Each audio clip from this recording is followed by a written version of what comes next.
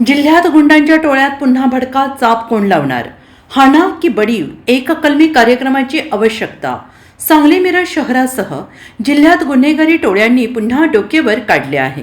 टोळीचे वर्चस्व निर्माण करण्यासाठी खुनाचा प्रयत्न, मारामारी, हत्यारांसह दहशत, पिस्तूल तस्करी असे कारनामे टोळ्यांकडून राजरोसपणे सुरू आहेत.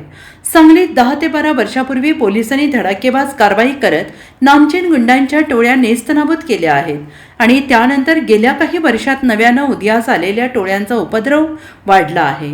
या फाळकुटदादांच्या टोळ्या मोडीत काढण्यासाठी जिल्ह्यात पुन्हा एकदा धडाकेबाज कारवाईची गरज निर्माण झाली आहे आणि ज्यामुळे खाकीची जरब वाढेल त्यासाठी पोलिसांनीच आता हान की बडीव हा एककली कार्यक्रम हाती घ्यावा अशी लोकभावना आहे.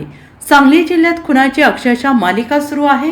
यामध्ये वैयक्तिक आणि टोळी युद्धातून जिल्ह्यात गेल्या 5 महिन्यात दर 5 दिवसाला एक खून होत असल्याची आकडेवारी सांगत आहे. गेल्या वर्षी मिरजेतील निखिल कलगुटकी याचा झालेला खून गाजला.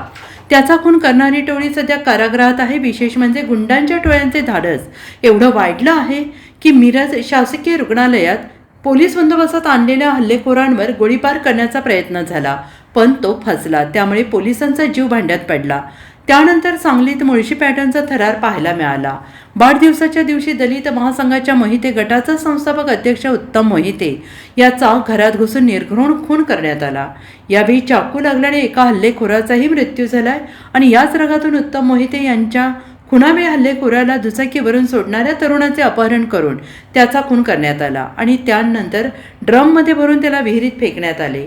यामुळे कधी काळी एखाद्या सिनेमात दिसणारे किंवा मुंबईच्या गुन्हेगारी जगतात घडणाऱ्या घटना आता सांगली मिरजेत घडत आहेत. जत येथे दुहेरी हत्याकांडातील साक्षीदाराचा न्यायालयात साक्ष देण्यासाठी जात असताना अपहरण करून खून करण्यात आला. कर्नाटक हद्दीत त्याचा मृतदेह झाडाला लटकवण्यात आला होता. अशा मोठ्या घटनांमुळे सांगली जिल्हा हादरून गेला आहे. सांगली मिरज शहरात आता नव्यानं गुन्हेगारांच्या टोळ्या उदयास आलेल्या आहेत आणि यामध्ये अल्पवयीन तरुणांसह 18 ते 35 वयोगटातील तरुणांचा समावेश आहे. अनेकांचे हात हत्यार तस्करी, पिस्तूल तस्करीमध्ये गुंतलेले आहेत. 2 महिन्यांपूर्वी सांगली शहरासह धामणीगाव गोळीबाराने हादरले होते. सांगलीत वाढदिवसाच्या कारणातून भर चौकात गोळीबार झाला तर आणलेल्या पिस्तूलची चाचणी घेत असताना गोळी उडाल्यानं एक जण गंभीर जखमी झाला आणि यामुळे सांगली जिल्हा नेमका कोणत्या दिशेनं निघाला आहे असा प्रश्न आता उपस्थित होतो आहे. Bureau report SBN Marathi Sangli.